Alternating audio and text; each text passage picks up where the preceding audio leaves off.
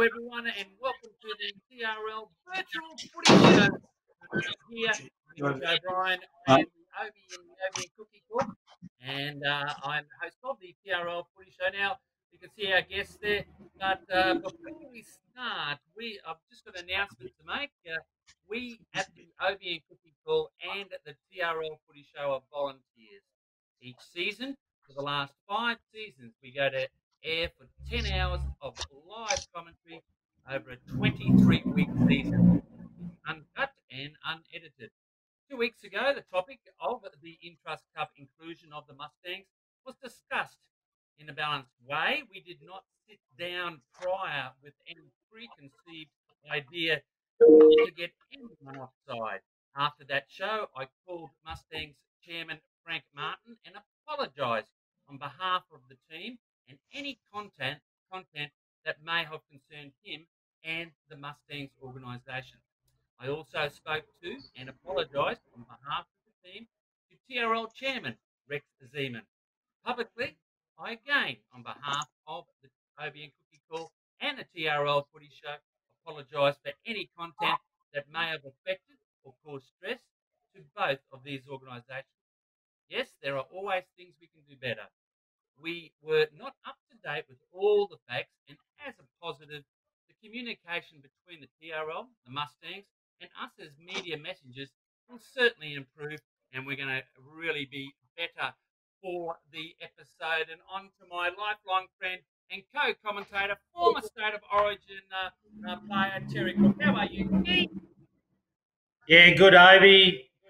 Good afternoon and good evening to you, Neville, Joe, and Bobby, and Frank, when he gets on. And how are we all? Yeah, really good. The one and only Nev Cherry. How are you, Neville? Mate, going brilliant, Obi. I just look forward to this every week. Had a bit of a big day today. I feel like I've been run over by a bus, but I've bounced back. I'm ready to go, so I can't wait to get on with the show. And we've got our guard dog, Taylor Swift. Good on you, Cookie. Make sure we don't... She's got to make an appearance, mate. And for the TRL, representing TRL, Joe Hennett. How are you, Joe?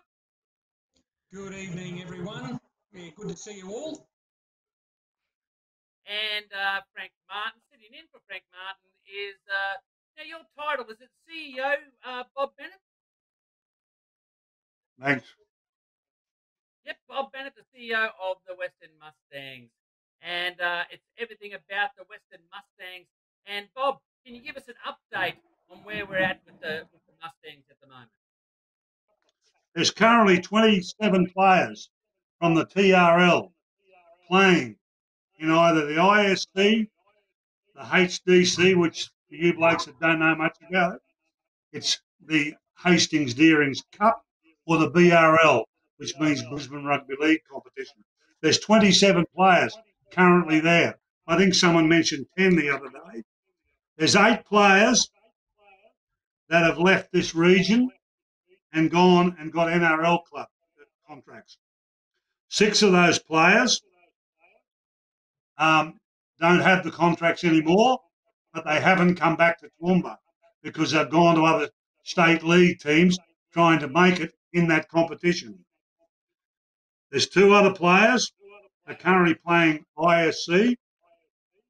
There's 3 players in the region that have stayed away because they're trying to find a pathway into the NRL through the ISC.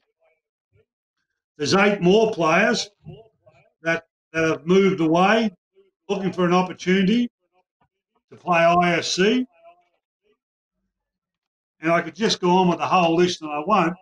But for you people to make uninformed comments, and again, your apology is not worth the words, to make uninformed comments about something that you know nothing about, with the best idea, just shut your mouth.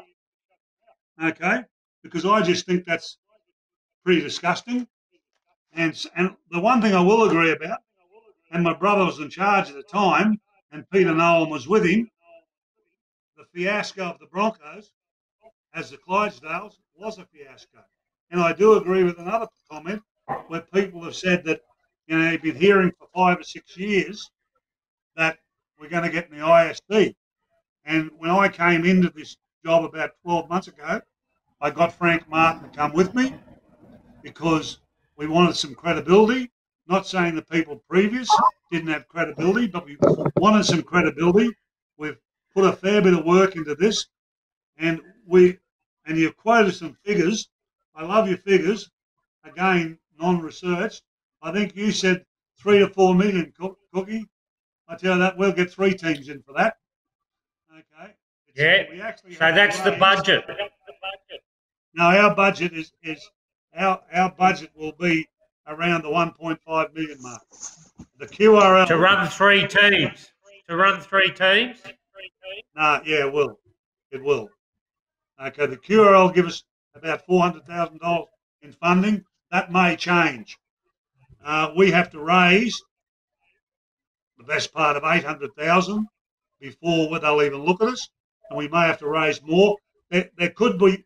We think it could stretch up to close to the $1.82 million mark, but 3 to 4 million's off the mark.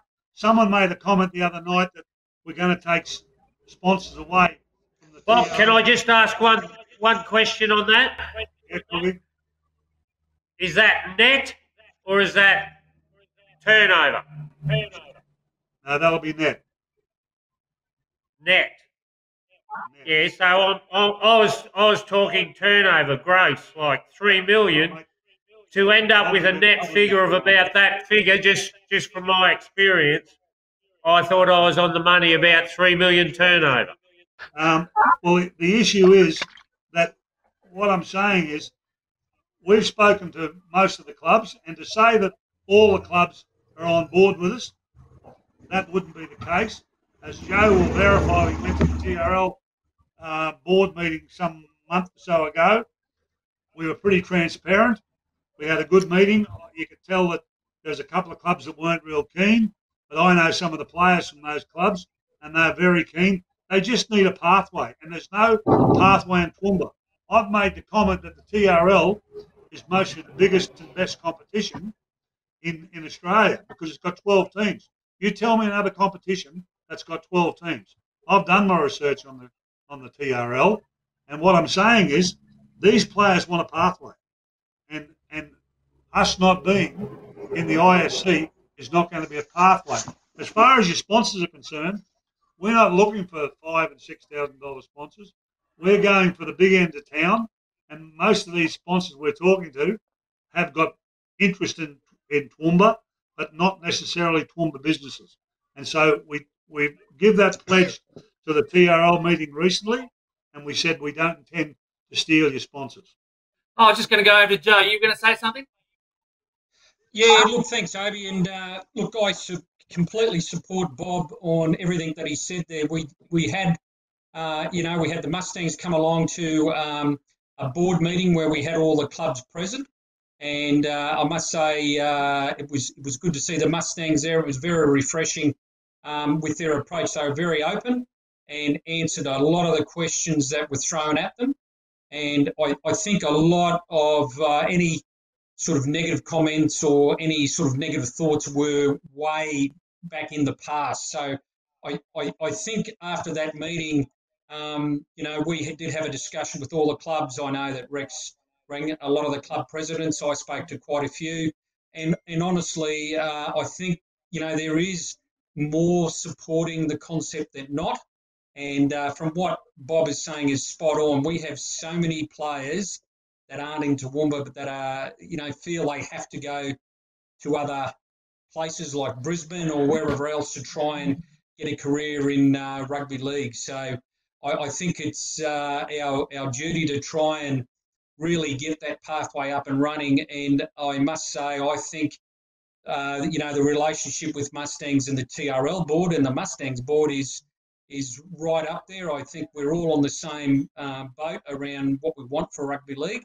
And the other part is that we're very supportive of each other, and any of these little issues that can come up, we've already discussed putting together a little committee that if there's an issue with some of the clubs around certain things that happen once we get the Mustangs up and running, they'll be dealt with straight away. So we're not going to have, the history of all the, the negative things that happen where players aren't coming back to clubs and all of that sort of stuff. So I think it's about being very positive.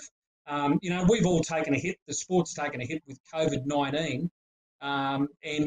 We've got to restart. So what a great opportunity to really think outside the box. And I know at a TRL level, we've really taken the time to really think about not only ourselves and how we are going to govern into the future. And, we've had a good, really reanalysing our business. But it's a great opportunity for all of us to start to think about, even the clubs, what does the future look like? What can we offer players? What can we offer, even coaches, for example? There is, succession and pathways for coaches, soon. So, look, I think, TRL board is 100% behind the Mustangs in every part of it. And, we're bringing our clubs on the journey. And, of course, there will be discussions had along the way. But guess what? We'll sort them out, there's always a solution. With every problem, there's always a solution. Now, Jerry. Mate, I got lots against it. Bob, Joe, Obi, just as Neville Cherry. Like, I'm still against it. And if I can hear ideas that convince me for it, well, then I may start to turn a little bit. But, mate, all I'm worried about, I'm not sure if anyone's been out to any local games lately, but we have a wonderful local competition with great support. And I'd hate to see that undermined, because the best predictor of the future is the past, is that we have a wonderful competition. We go to that next tier, rugby league, and it just undermines and wipes out the good work that has been going on in the Toowoomba Rugby League for the last 20 years, which, like I said before, we've been left to our own devices up here, Obi. The QRL hasn't come anywhere near us. So I got lots to say on it. Neville, can I say one thing? It drives contracts up. It drives contracts up, which breaks the little clubs broke. Broncos, that's a classic example in 1988. It drove everything up. But, yeah, I guess. And now they're out of control, and they're still stealing. Bob Bennett? Yeah, look, I don't disagree with Neville Cookie, but it's not what you want. It's what the players want. No, that's right. That's right. You go and ask most of the players, they want that chance. And there's 27 on this list that have gone away to get that chance because they don't feel they'll get it in Toowoomba. And add to that 27, there's about another 30 that have gone and been kept away as well. So there's a number of players that have left Toowoomba to get an opportunity because we don't have... Bob, can I say one thing on that matter? What's that? Can I say one thing on that matter? Of the 27 players, they're going to have to move to go to the NRL anyway. Yeah, I know that, but they get the opportunity because they're not going to get an opportunity out of the TRL. They're going to get an opportunity out of the State League, and the State League, they will go to the NRL from the State League. And the other thing that we haven't spoken about... I understand that. I understand that. And I'm not knocking the Western Mustangs. What I'm saying is the budgets, it gets driven from the top. So the budgets keep growing, and the smaller clubs at country level with State League in their backyard, it'll drive the clubs, and a lot of the clubs, you won't have the 12 clubs. You'll end up with 8 because Oakey, the smaller clubs will die. But you know, Cookie, there's another way to look at that. If you look at some of the stronger clubs, the State League will take some of their players. The lesser clubs won't supply players to the State League team, so it gives them a chance for most of the season to compete against a better team that's missing a couple of players. A weakened comp. What's that? That statement there is saying it's a weakened comp because it's giving the bottom clubs, the bush clubs that are struggling, a chance against the bigger clubs. That's not improving a competition. Well, and I'm only looking at it as a TRL competition. Yeah, well, that won't go on all year, but it gives those lesser clubs an opportunity. And you're talking about we'll take the opportunity away from them. Well, I think that's giving them more of an opportunity. Well, they've got the opportunity because they're moving to the state league anyway. But they won't stay there all year. They'll come back and No, they want to go to the NRL. They want to go to the Well, of course NRL, they so do, they're going to have to move. But a lot of them don't. Well, out of Toowoomba, there's about 6 players that have gone to the NRL out of a list of about 40. So there's going to be a fair percentage coming back. But at the moment, they're moving away from Toowoomba altogether to get that opportunity. If we have a state league team here, they stay here. And Bob, you are right, mate. I spoke to all the clubs during the week. Okay, just to make sure I did my homework to reflect your comments, Bob. I suggest, right? But the issue is that it's going to be very, very good because I just don't think it's going to affect the Toowoomba Rugby League as everyone thinks it's going to be. It's only going to be one game a week. We have 6 games now. It's got a pathway, which has always been. We've been going 10 years with the Mustangs. There's not been one under-18 coach at any of those clubs, and I've been to all of them over the last 4 or 5 years, right, that has stopped the pathway for those under-18s. Yes, there's some selection issues from there, but that's a QRL directive, right? It's not going to affect us. Look, as I said last week, was that there's 20 to 30 contracted players, of which is going to be X amount from our grassroots. Those players from our grassroots are going to go to those other in-trust cups, so they may as well be under our wing. Nev, Cherry, you going to say something? Mate, we've spoken about the players at no end. But you know where this breaks down, Obi? When we're talking about players in our competition, it's the coaches. And correct me if I'm wrong, but you get coaches that are up the top there vying for a semi-final spot because one thing rugby league players love is money and playing semi-final football. So how do you stop the coaches saying to a Paul Dolly, for instance, or for just his name example, that no, don't go and play for the Queensland Cup side, stay here and play for Bally's, Newtown, South, whoever, and win a premiership. How do you stop the coaches from going and doing that? Because in the past, that's where it's broken down a lot. We don't do that. Yeah, Bob, Ned, let's wrap this up. So, Bob, can you tell me, how do you go and get the coaches on side? I think that's the biggest obstacle. If you can get 12 A-grade coaches who are going to support the Mustangs and go into the Q Cup, I think you're on a dead set winner. But how do you go to those coaches? Because you have some fairly strong personalities that will just, behind the scenes, how things work, they'll be saying to a young fella, no, don't go and play for them, play for me, we'll make the semis and win a premiership, which winning a premiership in the Toowoomba Rugby League is still quite very illustrious. So I can see the draw card for that. Yeah, I agree with that, Nev. And when I went to the TRL meeting, I spoke to them about that. And it was our intention this year to go out to all the clubs and talk to the coaches, because that hasn't been done. The coaches have been neglected. And realistically, we need to go out and talk to those coaches. And if we don't get them on side, well, that's just the way it's got to be. But, if we give them a bit of honesty, a bit of fairness, and we give them some motivation that we'll work with them, then we'll get the coaches on side. And you send them back better players, you'll have them. Yeah, that's right. But the issue is, I spoke at the TRL meeting that I knew some of the coaches weren't happy, but then I went and spoke to some of the people at the Mustangs, and they've never been to see them because I think they're half scared of them. Joe, can you help me there? Joe Hennett? Yeah, look, I understand what you're saying, Nev, but look, I think, this is change is afoot, and as a TRL group and as a competition, we've always got to look at opportunity, and we must always look at change.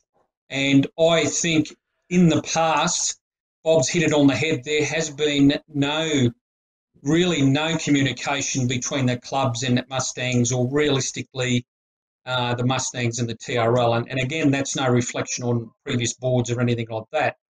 But I think what you're looking at here is a completely new, motivated board from the Mustangs perspective that have now a lot of different focuses. There's a lot of different business acumen and qualifications coming in. So whilst they're looking at running it as a business, there's a lot of people in there that have rugby league, at their core. They love the game, and much the same as the TRL board. So I think, look, there might be a little bit of that, but again, we're looking into the past, and yes, the past is a good gauge for what could potentially happen in the future.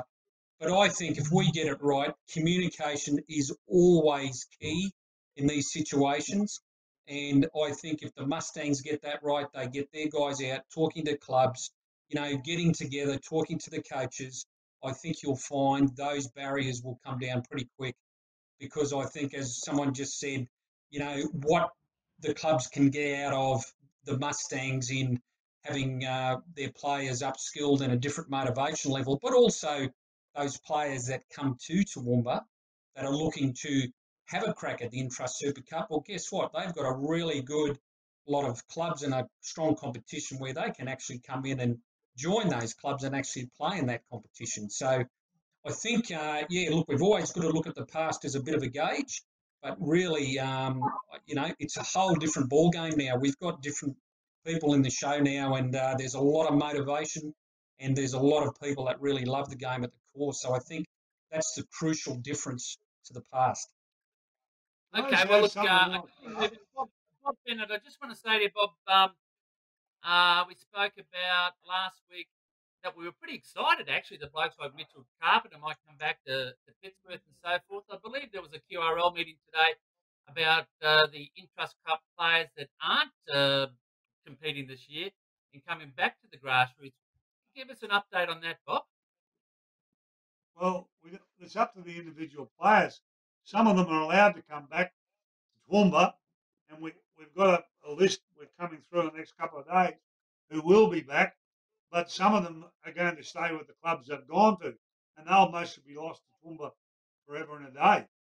And that's a shame. But there's just a couple of points I want to make on one thing, because we can't sit here all night and hammer you blokes. The Mustangs have been very ordinary since their inception with talking to the club coaches. I've spoken to the coaches of the Mustangs, and they admit they've never been near some of them.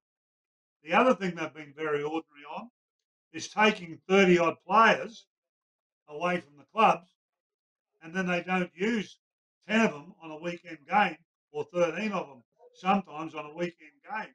But they don't notify the clubs until the Friday that they can have them back. So we set some rules in place this year that the players go back on the Wednesday nights, and that we don't take any more than we don't need. And that the other thing, before the coronavirus happened, we were going out to see all the coaches. We were going to see every coach to talk to them, explain our position, give them some details of what we were about, because the Mustangs have hidden away a little bit. They haven't been up front. And what I'm saying to you, I don't want them to be like that. We need to be up front. Now, that's Bob, it. Okay, and well done. I know that's going to happen, mate. And I think the little talks that we've had in the last couple of weeks, I think is just going to be positive what's come out of all this. Now, Bob, with these Intrust Cup A-grade players there, I had some talk with some of the coaches, and they're a bit worried about that. It's going to be unfair if, say, 3 or 4 come from a top-line Intrust Cup team. NRL club. Beg your pardon? We'll affiliate with an NRL club, and we've been in conversations with them, and they'll give us 4 of their 25 players each week. So that we will bring, there'll be NRL players in our side. That's in your side, players in the first. Pardon? Which club's that? What's that, Which club are you in negotiations with? The Titans still, or? No.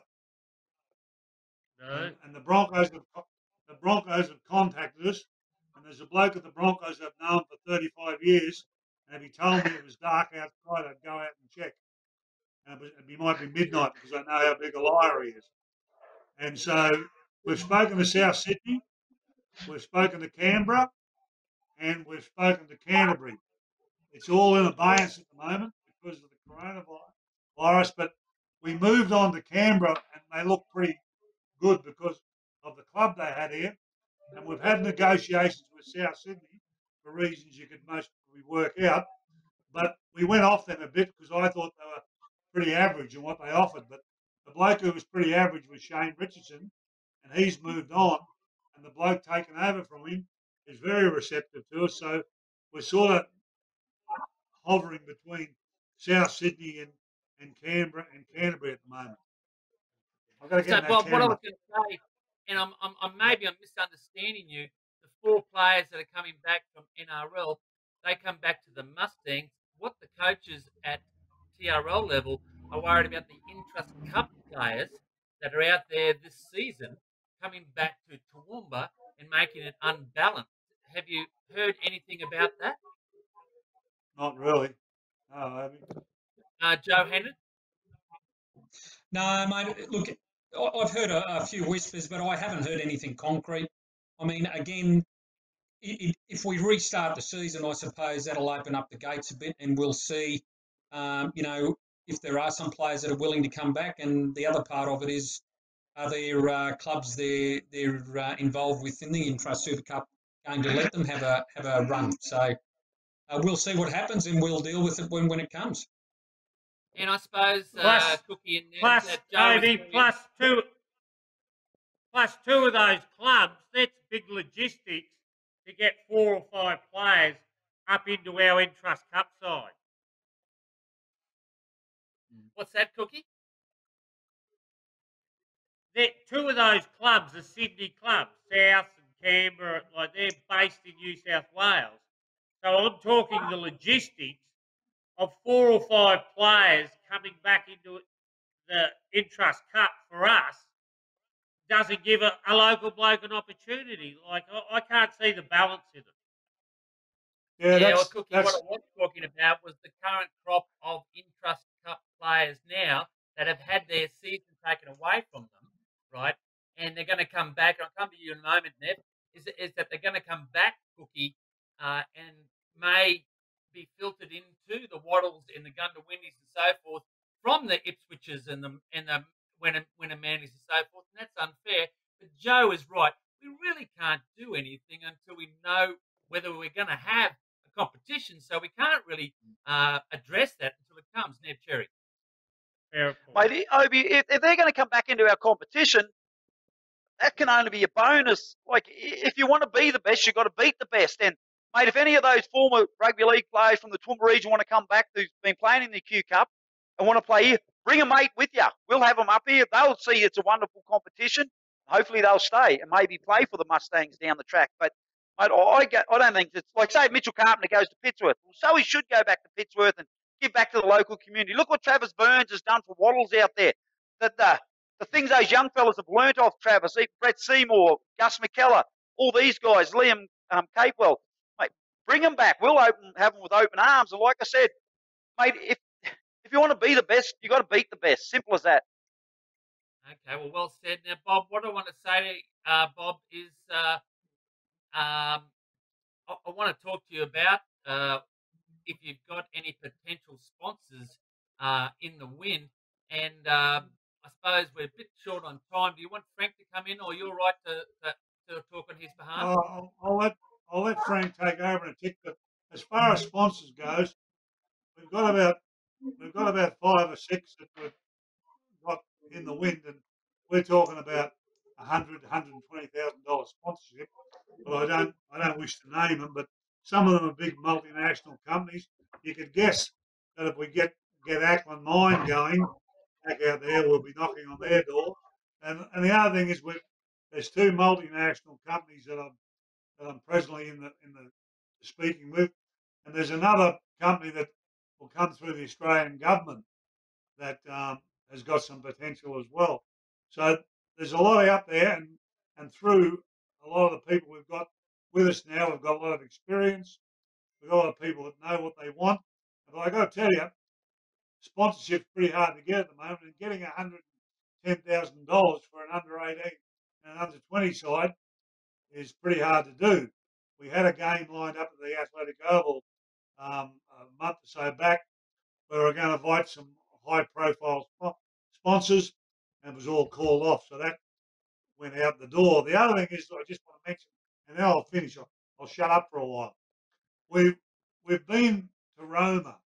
We've wanted to play games in Gatton. We've wanted to play games in Warwick. You know, I even think we should take a game to Gundawindi and out to a place like Texas, where I used to play out there when I was a kid, not for Texas, but for Warwick and that. And you know, we need to get out west.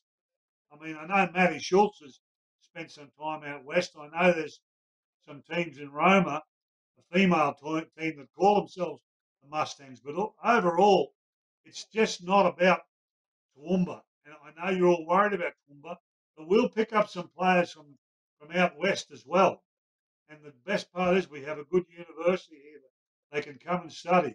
We'll pick up players from out west, and we'll pick up players from the TRL and the Burnett as well. So it's not going to be that big a drain on Toowoomba, but it gives everybody an opportunity.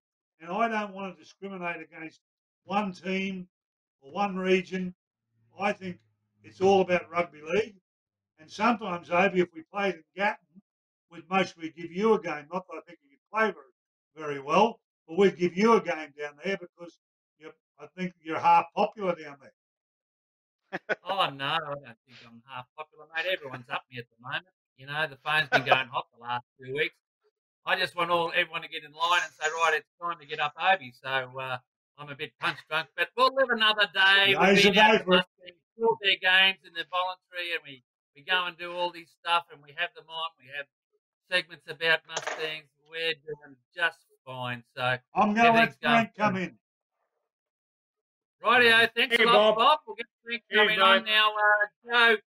Joe Hennett, we've had a bit of a George McVeigh can't make it, so you are our fifth panellist for tonight, mate. So if you can hang around after the break, and then we're going to talk about TRL and strategic plans and all that sort of stuff. Good evening, Frank. How are you? Good, mate. I thought I'd better come along and just settle Bob down. I've just been in the bleachers making sure he didn't go off, you see. I'm the calming influence of Bob. See? Yeah, no, we settled him down. He's fine, but one thing's for sure, we all love rugby league, Frank, and I know you do. And congratulations first of all on congratulations first of all. Yeah, congratulations first of all, Frank, on taking the chair for the Mustangs. And how have you enjoyed this year so far? It's been a challenge. I didn't realise the challenge I was coming into, but it has been a challenge. I can tell you, I didn't realise what I was in for, but I must admit I've got a relapse of life. I'm getting a bit old. I was thinking of retiring from the job, and now my missus is happy because I'm up and about. I'm doing more work on the Mustangs than I am doing at work. I don't get paid for it, but anyway. But just to let you know, every minute of it. Yeah, just to let you know, it may be by design that we had to do it, but I had planned and had got the approval from Gatton. We were taking 3 games to Gatton. We're taking 1 game to Pittsworth, and we were going out to Roma, and we were going to be the preliminary game before their semi-final, their preliminary final out there in August. So we were taking it out to the country, and there was a reason. Obviously, we had originally going to be playing all our games up at Athletic Oval, but because of other commitments to Athletic Oval, they were refurbishing the ground, things like that. We couldn't play all the games, so it was decided we'd take it to these other areas. And Gatton were very kind. They were going to have us, as I say, for 3, Pittsworth for 1, and Roma were going to have us for 1. So that was our plan, but that's to be knocked on the head, of course. The whole idea, as I'll just be reiterating, is to try and give these kids a pathway so they don't leave. And if they've got that, especially in this day and age now, with mental health kids who are 18, 17, 18, 19, 20, if they've got football to stay here with and a family to support them, instead of going away and then getting into bad company and you don't know what's going to happen if they, for instance, don't make the grade, at least they've got family structure and mates they can fall back on. And people walking down the street say, don't you play for Valleys? Don't you play for Brothers? Don't you play for Pittsworth or Oakey or Gatton? And that's trying to get the team be recognised, hopefully in the future if we get into the ISC. So I know it's big plan, it's a big vision, but that's what we're trying to do. And Cookie and Nev, it's been fantastic when we have seen the country week come out here. First to you, Cookie. Yeah, it's all truly the bush week's always a great thing. Frank, just one thing: have you ever thought about with the Mustangs? I noticed a trend in Brisbane last year. The private schools are starting to head down the rugby league path instead away from union. Have you approached Toowoomba Grammar or Downlands on maybe putting in rugby league into their school system and offering scholarships to strengthen the Mustangs brand and bring those Western players, the young ones, at a young age, into your system? Well, the answer is no, I haven't. There'd be two reasons. One, I hadn't thought of it. Secondly, I wouldn't have the money. We would not have the money to be able to offer that just yet. It's going to be a big enough problem in trying to get into the ISC and meeting the QRL's criteria to finance it. So at the moment, I'm doing small steps. They're getting, trying to get past all these hurdles. And there's hurdle upon hurdle upon hurdle. We've gradually broken down. The biggest one now that I can foresee anyway is our money, right? Now, everyone knows money's going to be tight. It's going to be worse for us since we've had the drought. Then we have the fires, and then we've got the coronavirus. And we know money's tight around town, but we do not want to hurt any of the clubs in their sponsors. And that's what Bobby was saying. We're going for the bigger people. Now, I have written to the CEO of Asterian, the cannabis people. He's in Canada.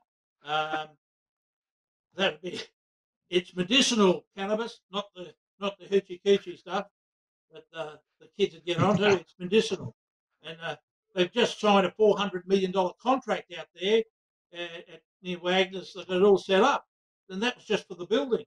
So, and I believe they're going to have employees. So there might be some of them that want to play football. And I've been told there's I've been on Southeast Queensland tourism. Now, tourism's going to go through the roof in Queensland. I can tell you that because of this coronavirus. I'm told that the figures are something like, you might have read this, something like, 50 to 60 billion dollars leaves Queensland overseas, interstate.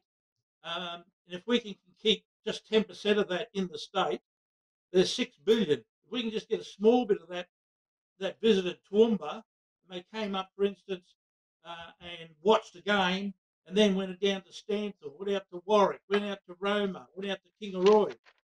It's just sort of these business opportunities that I'm trying to develop with the Southeast, or the South Toowoomba Tourism Board. I was speaking to Peter Holmes, the CEO, yesterday about that, and he's going to put me in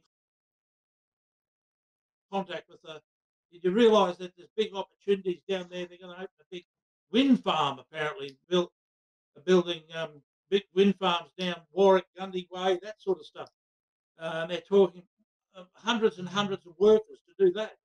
So there's all these opportunities. We've just got to channel it and try and get some of it, the big players, so that we can keep our people here and help them if in case they go on and want to play and do play NRL, that they can just go through the progression and not have to leave their family and friends, and more importantly, our local community. Neb Cherry? Mate, Obi, you were just touching on that country week at the start of the question, and absolutely sensational. It was brilliant. It was a great crowd. I guess my question to Frank is that moving forward for the longevity of the competition, are the games going to be all played out of the Oval, or do we cotton on to the wonderful sport we have within the Toowoomba Rugby League? Do they play a game at Dalby, at Pittsworth again? And because those people will come, if number one, if they feel like they own the side, and they've got a couple of local blokes from Oakey, Pittsworth, Dalby, Roma, etc., playing in that side. If you go back to that 87 Winfield Cup side or the State League side that we had, mate, that was our team of this region and the 96 team as well, because blokes could identify with those blokes that were around the field. They felt like they beat Winner Manly that day. They beat Redcliffe that day. And if we could go about harnessing the power of our competition, I think we're on a winner there. But just that the Country Week's a great initiative. How do we maintain that all the time? Frank? The idea is to do that. Now, if there is 3 teams in the competition, it's be too hard to have those 3 teams playing plus your local competition on the same day. So we'd have to be a separate entity on a separate day. But this year, there was only going to be, I was only taking the under-20s to Gatton and the under-20s to Pittsworth and likewise to Roma. And in relation to Gatton, Pittsworth and Roma, there was a game for each of those places where we would have been like the curtain raiser for the A-grade side. So that was the whole idea. And the club people that I spoke to were very enthusiastic and welcomed us with open arms. So, I mean, we've seen that at Pittsworth. Greg Quinn loved it. Yeah. Okay, guys, we've been going on quite a bit. Look, Frank, we really appreciate you coming on the show, and thank Bob as well. And we know that we're in good hands with the Mustangs, and we wish you all the best. Okay, thank you. Thank you for the opportunity. Thanks, Frank. Thank you. Thanks, Frank. Okay, well, I think we're going to take a break, and then on the other side of the break, we're going to talk about the TRL, and Kelvin Hawke takes Frank's place there as well. So we're going to have a interview that was done early in the year with Mustangs flavour. It's young Sam Gillespie and Lachlan Tom, who are the leadership group for the Mustangs under-18 side. This is the Toowoomba Rugby League Footy Show. And I don't know about you, but the 18s are supposed to be smaller than the under-20s, but we've got Sammy Gillespie, who's going to be captain, and Lockie Tom. And look, I'm a pretty tall fella, but Lockie, first to you, mate. Mate, you're a pretty good-looking bloke. Yeah, I am pretty good-looking. Not much more to say to that, really, is there? No, there isn't. But what's your history, mate? Where have you come from? Highfields. I'm here. I've been touring most of my life, so yeah, Highfields boy. In the Mustang system, did you play last year? No, I didn't play last year. Just I actually had a little injury, so I didn't play much. So I just played a few games for the club. So. And you're enjoying this pre-season? Yeah, it's good, It's real good. Get me nice and fit. So yeah, it's pretty good. Keen for the season. And who's the biggest scallywags in the under-18? Oh, I don't know. Sam's not too good. He doesn't really do much. But, he's all right. Anyway, you're a centre, eh? I'm actually a fronty, believe it or not. A front row? Well, why would I not think that? But good on you, mate. You put the muscle on the offseason? Oh, not really. It's all about the footwork and what's in here, really. That's what you need from a fronty is footwork. Coming from Highfields, I'm sure you got plenty of heart. Is that right? Yeah. Eagles, baby. Speed, is that right? Speed for a front row? Have you worked at it? Yeah, that's what they reckon you need, A bit of speed. So. Good on you, mate. All the best for the 2020 season. Thank you. Over to Sammy. What an honour for you to be captain this year of the Mustangs, of the representative of our Toowoomba Rugby League. Yeah, it is pretty good this year, so keen to rip in. How did you find out? Brendan just told me then, actually. Oh, really? Yeah, just then. Okay, must be because I was here, is that right? Yeah, that's probably it. Oh, that's right. But what an honour for you. Sam, what's your history? So I'm from Dalby. Played since under sevens out there, and just really love my footy out there, so it's good. Yeah, do you challenge yourself, mate? Are you liking the way you've entered into this training? Do you think you're at that level from what you've seen now? Well, I had a crack at it last year and was playing even though I was the younger age. So I was 18th man and stuff a few games, and yeah, come back this year for a good crack. So you certainly know what's expected and what's expected. You know, got just a bit more polish here for the 18s to go forward. Yeah, just a few more touches we got to do through training, get our ball play right, work on our set plays and everything. But yeah, our defence is good, looking strong. So yeah, that should take us well for the next few games. And it's nice seeing the other players in the under 18 competition because they're all scallywags like you anyway. Is that right? Yeah, no, we do have a few characters out there. Lockie Tommy is probably one of the biggest characters in the team. I can tell. Yeah. So yeah, it's good to get around the boys every few nights here from Toowoomba that you don't usually see too much. But yeah, it's good. All right, well, on behalf of the Avian Cookie Club, mate, all the best. We'll see you on Sunday, eh?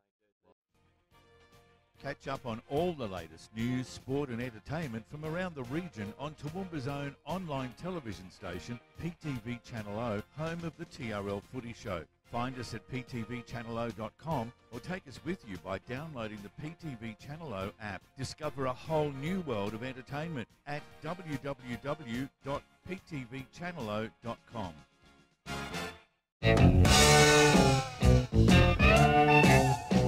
Morning, good morning, love to see the sunrise.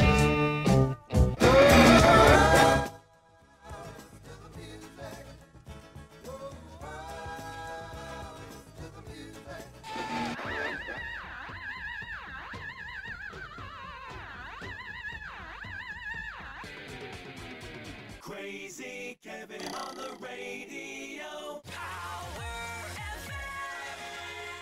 powerfmradio.com.au. Every week on PTV Channel O, we take a frank look at computers, the internet and social media on Switched On IT. Join our international team of experts every Tuesday at 7 p.m. to learn what makes the internet and social media tick and how to keep your business safe online while making the most of this exciting media. Discover a whole new world of entertainment Tuesday night at 7 p.m. on ptvchannelo.com or download the PTV Channel O app.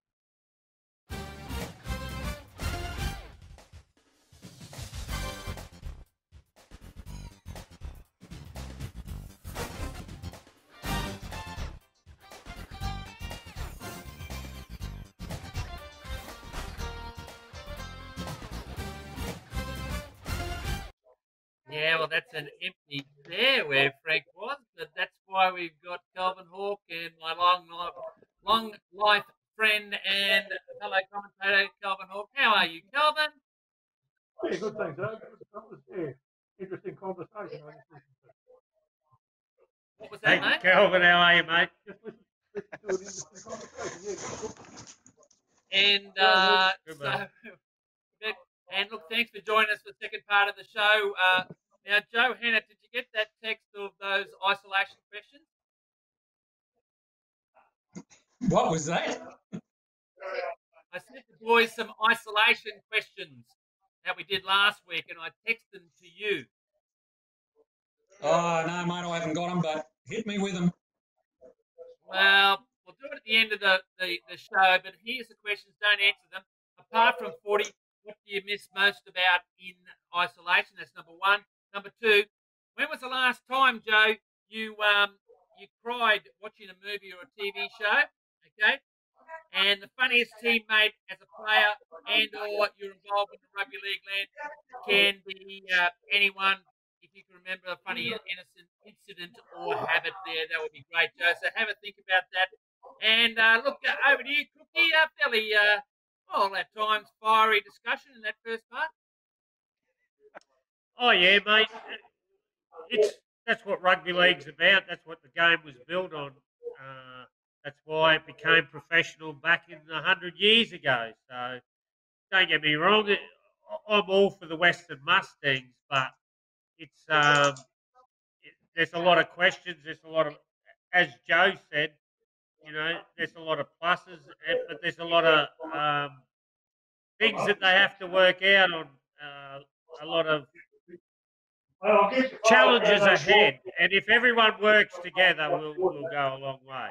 But while we're here, I just want our own sponsors. I want to give a plug to Hutchison Builders, who have been sponsors for our competition a long, long time. Toowoomba Kia, who have just come on board this year. Clive Berghoff at Land Sales, who's been a long time sponsor for us. Pitchworth Goodyear Tyre and Mechanical. They've been supporting us over the last 3 or 4 years.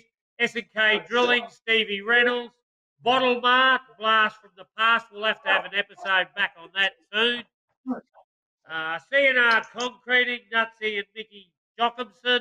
And Better Electrical Home Living Wilsonton. So thanks to all them, and hopefully we'll be back on air supporting them in all our glory.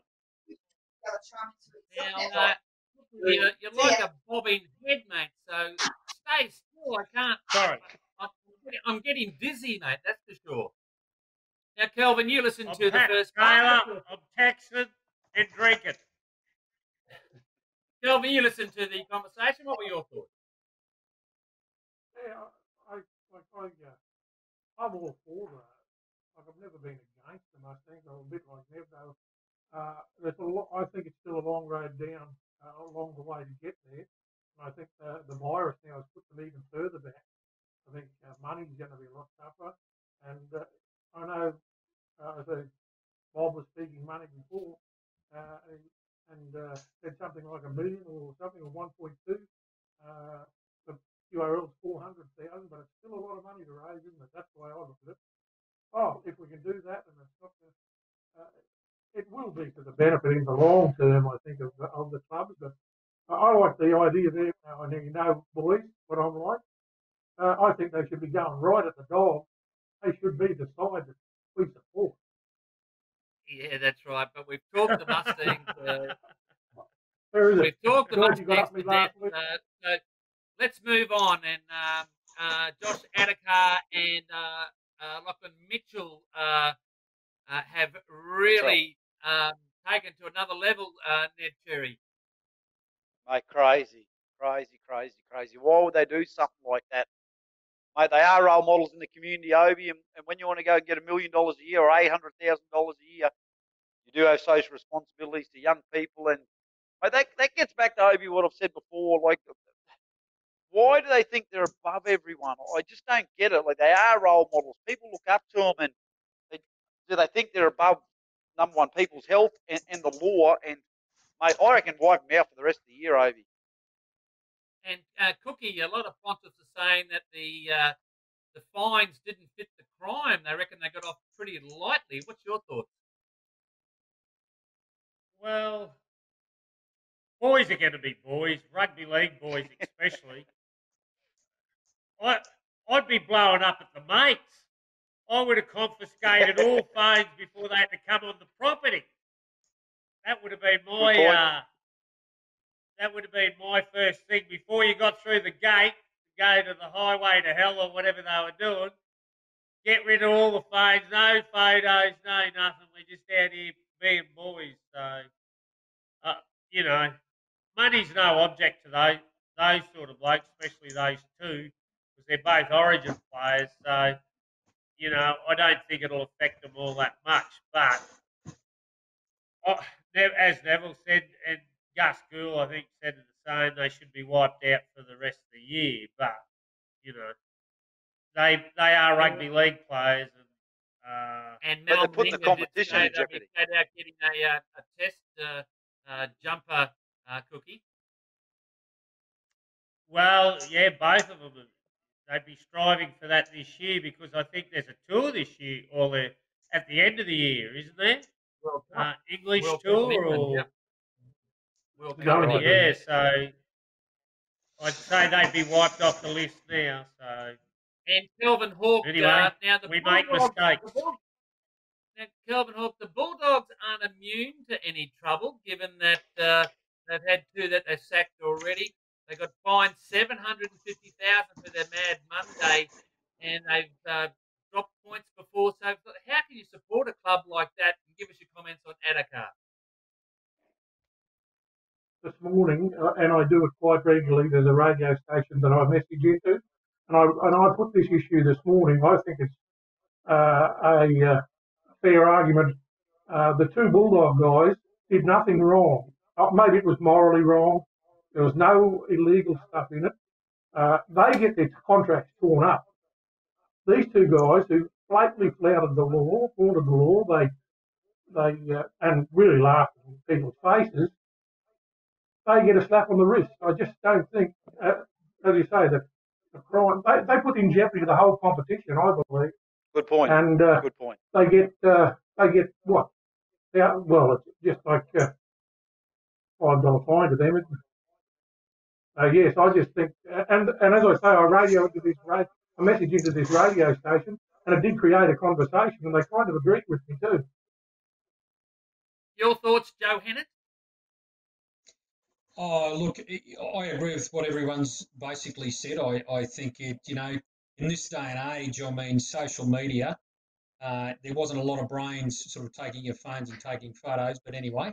But on the other side of the coin, you are role models, and in this day and age, you can't afford to do that. And I just think there's a little bit of arrogance with some of those players that have been caught, and it just seems to be nothing that they worry about. But the issue is, I think the NRL have missed a massive opportunity to really start to, bring some discipline in. And we've had a lot of issues with players from all different clubs and guys doing different things, which isn't, just with rugby league. It's across a lot of sports, but I just think something like this, and again, yeah, they did break the law. So, we're not really dealing with it. I just don't think it's been dealt with.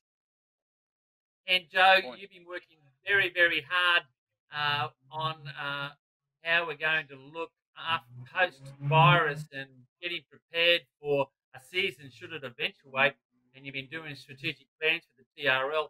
What have you learnt over, you've been doing a lot of work. I know you have, Joe. What have you learnt, and how are we going to look going into post-COVID?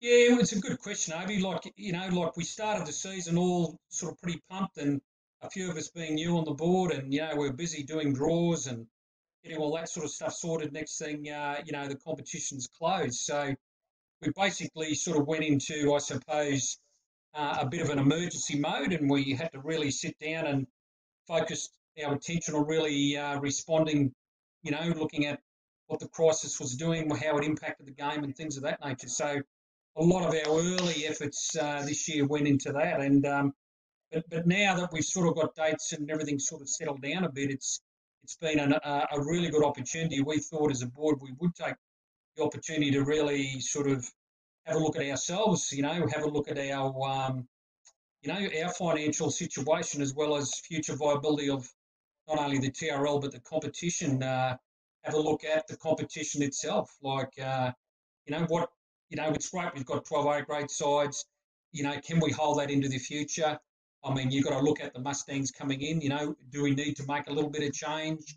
No, it's not about getting rid of clubs. The change is looking about getting more people playing rugby league, maybe getting, more clubs sort of involved. A big review on our operations, like how we're operating with all of our stakeholders, what our processes and policies are, really making a clear, getting some clear direction on that. And the other part was around the board itself, our governance. And a couple of things that have come out of this is, we're looking, the board will be reviewing in the next couple of weeks the initial draft of the strategic plan. And out of that, each board member will be assigned, a certain sort of action to take on out of that, I suppose.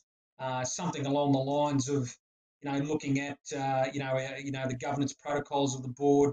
Other things are looking at, really sitting down and planning. So what does our season look like? What events do we have coming up? Doing checklists for all these events like your All-Stars and Emus.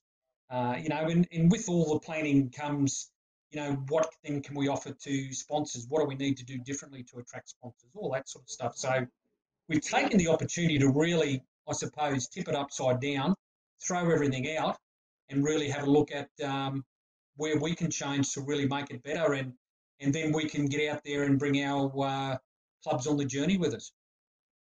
And Joe, what type of hit are we going to take should we not have a competition this year?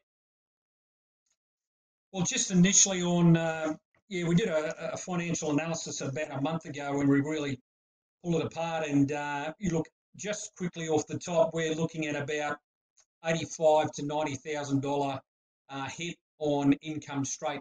It's just on income coming straight in to the TRL itself. So that's not including any clubs or whatever. That's just the TRL. So that's a pretty big hit to take. We've looked at profit we would make out of semis and grand finals. Obviously affiliation fees. I mean, we did have a lot of sponsors lined up, but obviously, we've had to drop those. That was about over $20,000 there. And there's grants we get every year from the Forex grant. Well, that's obviously not forthcoming this year. So it's a pretty significant hit. But it's really, I suppose, allowed us to really pull apart what our business looks like. Where our income streams are coming from.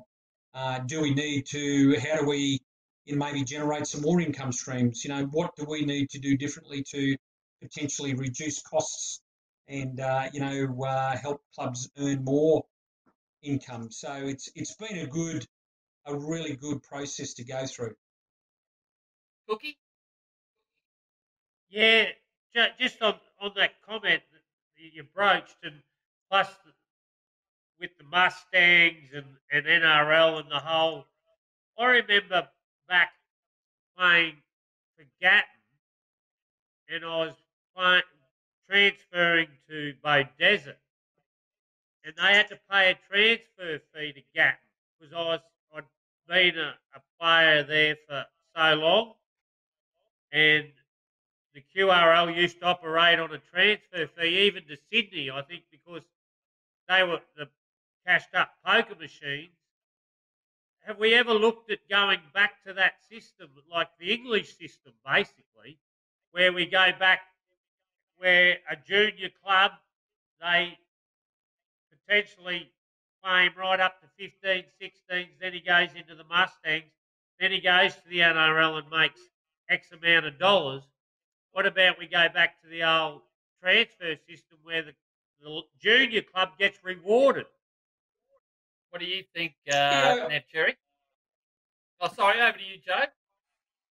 Oh no, look, I just as Cookie, I think that's a good idea. I mean, yeah, transfers have sort of seemingly gone out of style, haven't they? But for all the investment the grassroots clubs put into their players, I think it's a really good point, because I think that they should get paid for what they put in. Rewarded.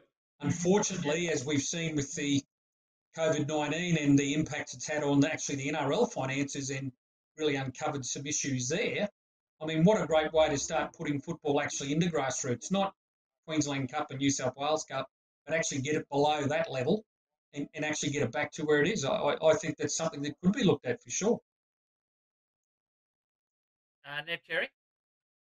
Yeah, I think it's a great idea. Like, you look at Valleys, they bought their own ground of John McDonald's transfer fee, and look, that served thousands of players over the year. Ash Taylor from Brothers, they developed him all through his juniors, and he goes off and plays for the Broncos and Titans. Well, Brothers Club should have been compensated for that. So I think it's a wonderful idea.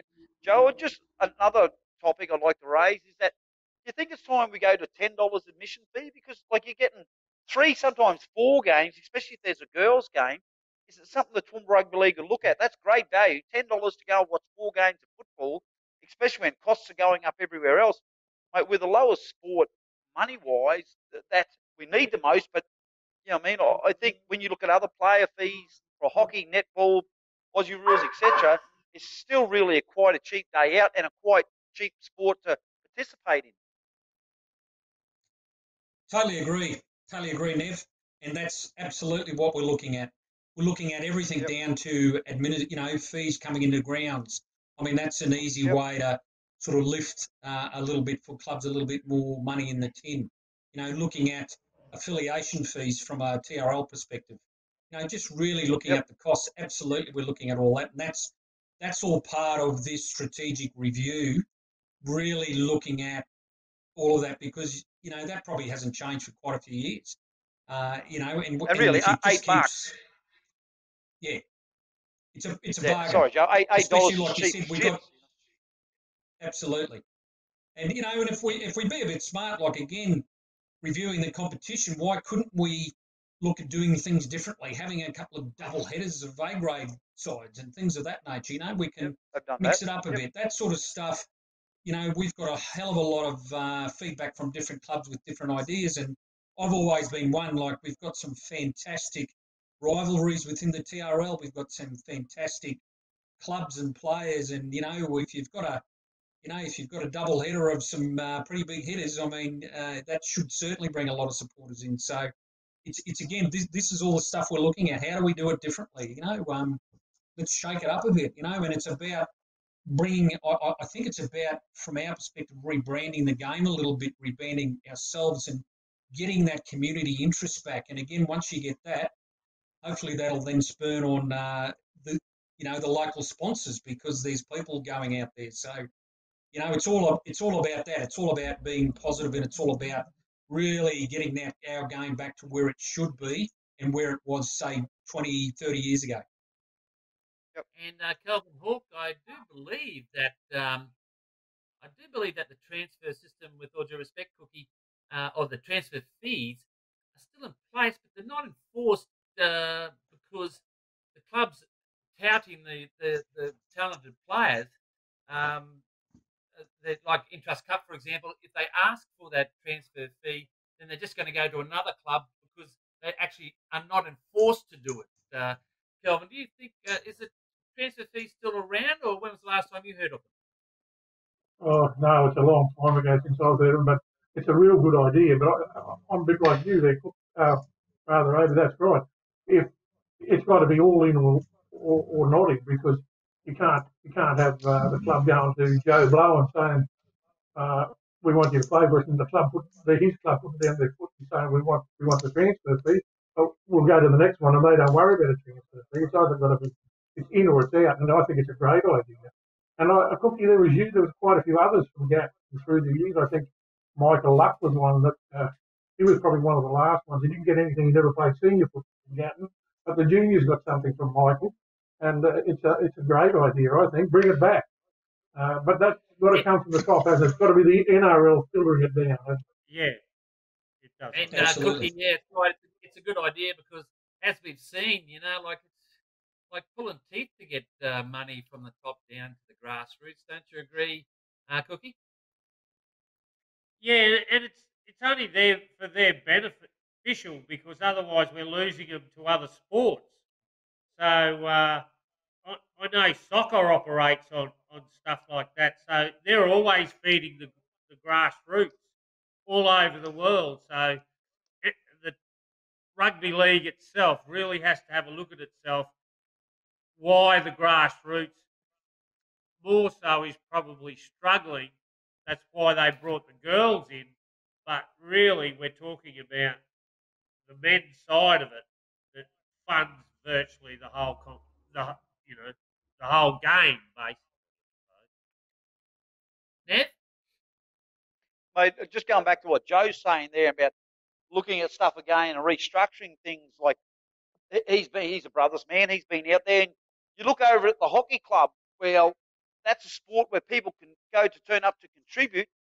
Look at the facility they built out there. Like that's world class. Whereas you look at us league people, we all want to take stuff out. People are taking stuff out left, right, and centre. They want it for themselves. If we can change that mentality, mate, league could go anywhere, and the facilities that we have could just be world class as well. And I think the hockey, they're doing it right. They're doing it really well. And Joe Hennett, it's hard to speculate. My point on is that, you know, we've got a couple of weeks before we go, say, to 2 to 10 people, and then that'll bring us to the first week of May, and then the third week we'll go from 10 to 50.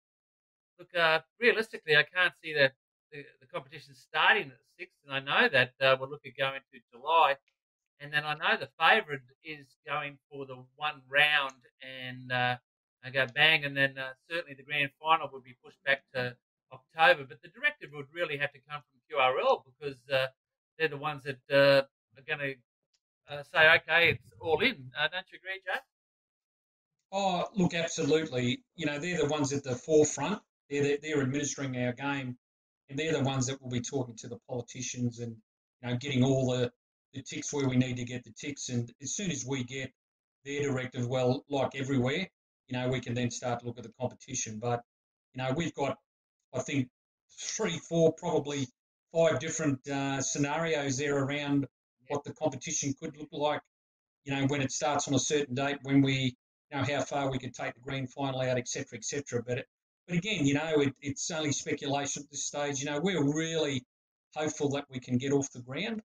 I think, I think it'll be sort of a fast finish, won't it? If we do have one round and then we get into the finals, well, I think the clubs and the players will sort of be refreshed a little bit, and they'll just be going for break. So we could have some really good footy. But we're just waiting in abeyance like everyone, and we've got all our different scenarios and calculations and all that sort of stuff. So we'll just wait and see what the TRL comes out with, and hopefully we'll get a decision soon. From a TRL point of view, Joe, you'd have to be ready, set, go, because if you've got, say, even 7 days' notice to start a competition, you've got to have ground allocations and the draw ready and so forth. It's going to be a minefield, isn't it, Joe? Oh, it will be a minefield, but we've actually done some draws on a few of our scenarios and options. So we're sort of a little bit ahead of the game, and we catch up every board meeting we have every month. We talk about the competition, the latest updates, and, we might change things a little bit. So I think we're prepared as much as we can, but it won't be too hard to work it out because I think all the clubs are pretty keen to get going, and I'm sure we'll all work together. The issue is that some clubs might get a few more home games than another club. But look, at the end of the day, I think it'll all work out. And I think, everyone just wants to get back and play rugby league. Cookie? Yeah, we could probably even throw in an extra knockout cut midweek, like the old days. Whereas you might see those lesser teams, you'd find the top teams would be concentrating on the real comp, and then you get the lesser teams that think, oh, well, we're not going to make, because it's such a short season, we're not going to make the finals. We'll make the knockout comp. But that's an extra avenue. We could use some sponsorship, like just a different sponsorship. I don't know. I'm just throwing thoughts out there. Gee, Cookie, you are an ideas freak tonight, mate. You have got ideas coming out of your ears. Unbelievable stuff, don't you reckon? No, they're earplugs. No, Yeah. he's going good.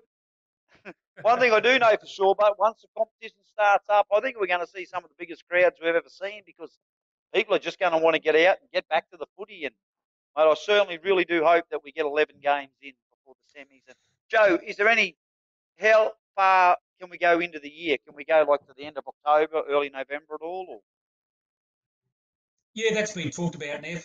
And look, we're pretty keen to do that. And, know, and we'll just make it happen. For example, I mean, if the stadium has some clashes with stuff, well, obviously we've got club grounds and things around the place, so we'll make it happen. But, yeah, some of our stuff has gone a little bit deeper past the normal finish of the season. So, we're happy to go to October, November. But again, once we do that, we'll definitely talk to all the clubs to make sure they're all on board, before we make sort of a bit of a decision about extending the season a little bit longer. But I think you're right. Number one, I think they'll all be keen to get back. And, as, Rex has pointed out, we need the crowds at these games. There won't be any competition if we can't have crowds. We've got to have that to keep the financial viability of all the clubs. So, And Kelvin Hawke, can't help but think, let's say we move forward, the comp's about to start. It's going to be an unusual feeling that we're going to be there just for a sprint to the finish and then finals. But I suppose a lot of people are going to think, well, we're better off playing. It's a bit like playing golf at the moment. We're just happy to be playing golf. Is that right, Kelvin? Yeah, I'd love to be playing, but realistically, did you hear the Prime Minister today? Don't get too carried away. He said they're going to lift restrictions, but don't think you'll be going out to support your favourite team anytime soon. So that to me says we're not going to have crowds, and as Joe just said, if we haven't got crowds, we can't do it.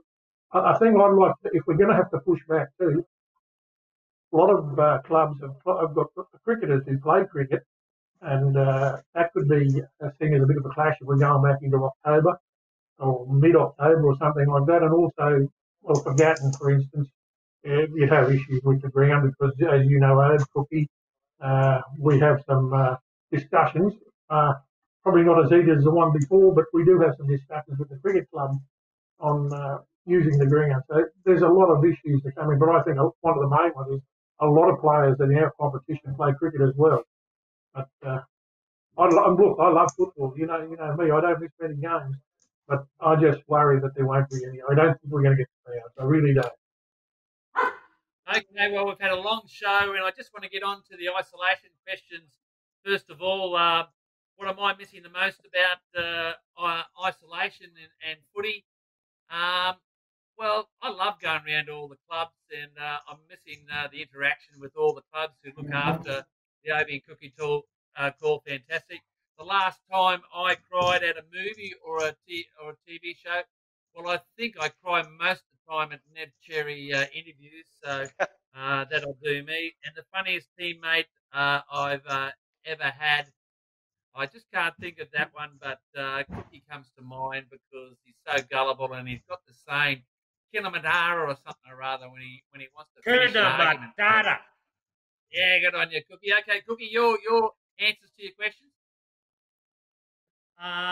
In isolation outside of football, I miss going to Millen Bay Pool for my weekly sauna, spa and blowout. In the pool, it's sort of it's my Monday fix. The last movie that I cried in was last night. I watched Molly's Game with Kevin Costner in it. I had a bit of a tear down my eye. And then the funniest footballer I've ever played with would have to be Kevin Langer. And the funniest moment that we ever had was we were on a Queensland residence tour to France, and it took us 40 hours to get to Charles de Gaulle, and Kevy hadn't done a number 2.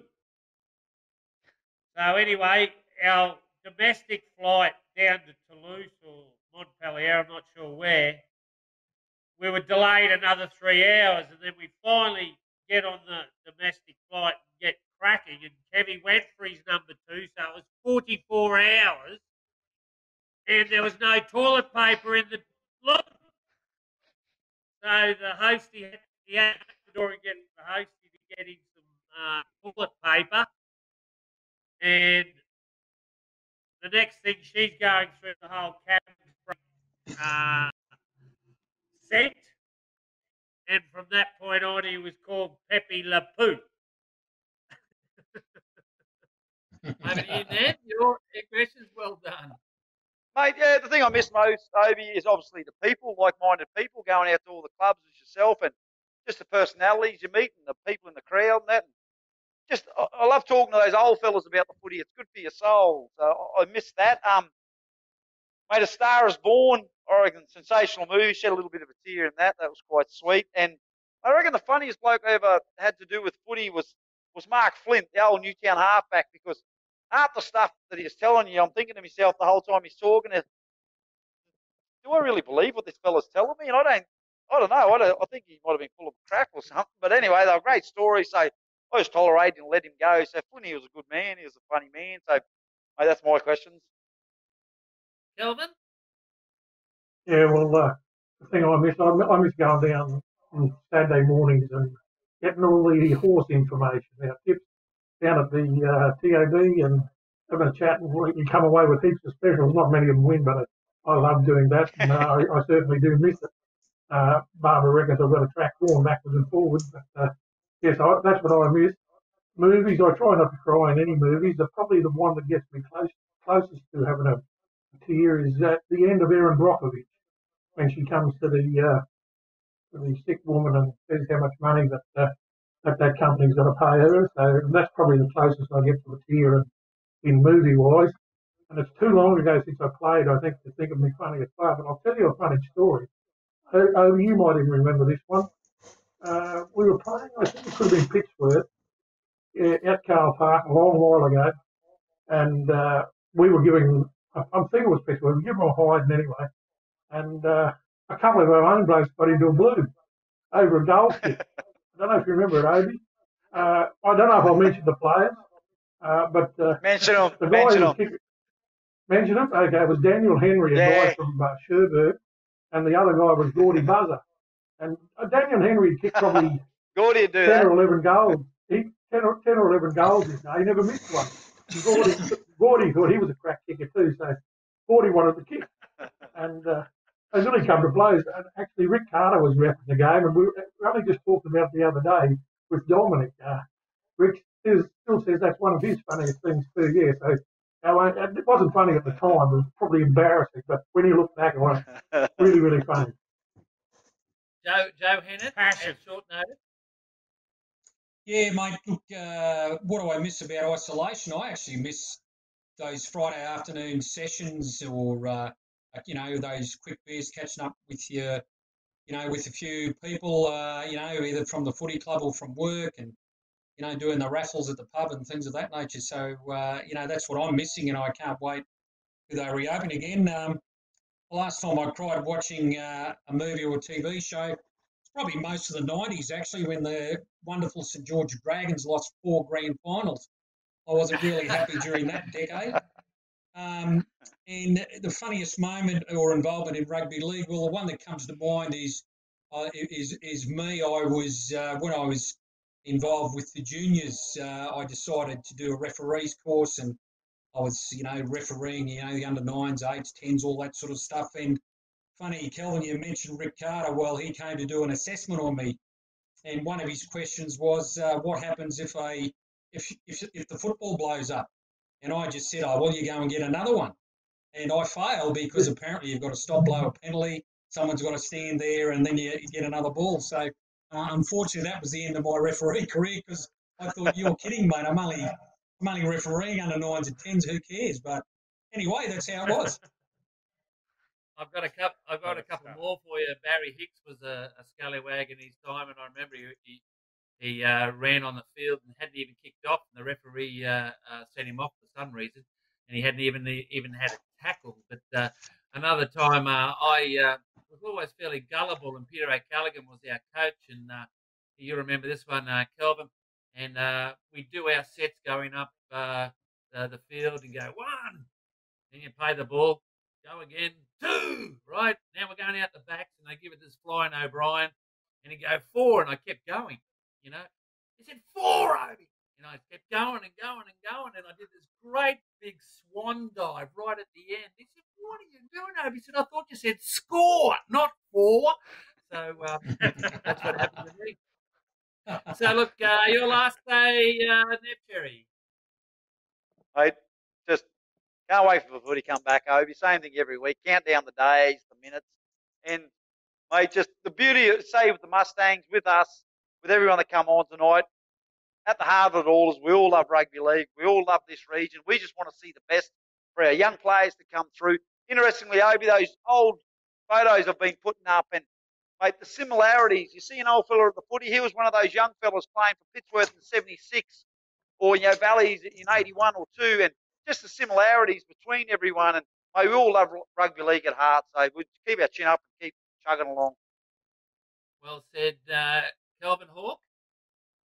Yeah, mate, I'm just counting down the days, hopefully to the TRL playing, but definitely for the NRL. I think we'll be there on the 28th, and I can't wait. And look, Joe, thank you very much for coming on. I hope we'll have you again. You're always good, but the last day I wanted to say was happy birthday, Rex Seaman. That's why he couldn't come on. So if you're watching, that's Rex, right. we hope you've had a really lovely birthday. But Joe, your last day? Yeah, look, thank you, guys. I've really enjoyed, being on the panel tonight, and I thought it was, a bit of a robust discussion at the start, but I think that's what it's all about. And Nev hit the nail on the head. We're all passionate about this wonderful sport, and we know there's a lot more that we can do with it, particularly in this region.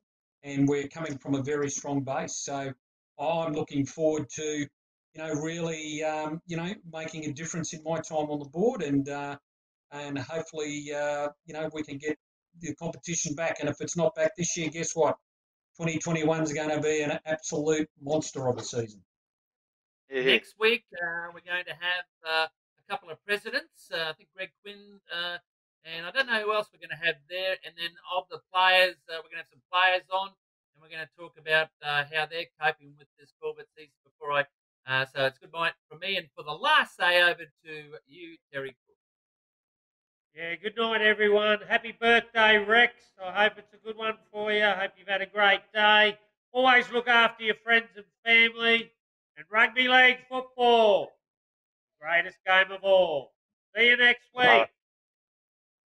Thank you.